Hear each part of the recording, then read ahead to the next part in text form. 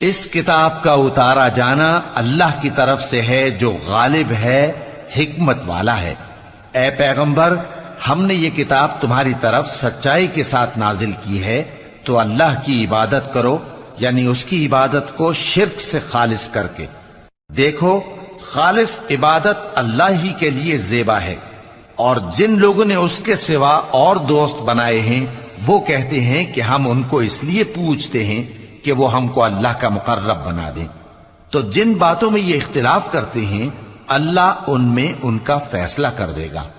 بے شک اللہ اس شخص کو جو جھوٹا ناشکرا ہے ہدایت نہیں دیتا۔ اگر اللہ کسی کو اپنا بیٹا بنانا چاہتا تو اپنی مخلوق میں سے جس کو چاہتا منتخب کر لیتا۔ وہ پاک ہے، وہی ہے اللہ جو اکیلا ہے، بڑا زبردست ہے۔ اسی نے آسمانوں اور زمین کو تدبیر کے ساتھ پیدا کیا ہے، اور وہی رات کو دن پر لپیٹتا اور دن کو رات پر لپیٹتا ہے۔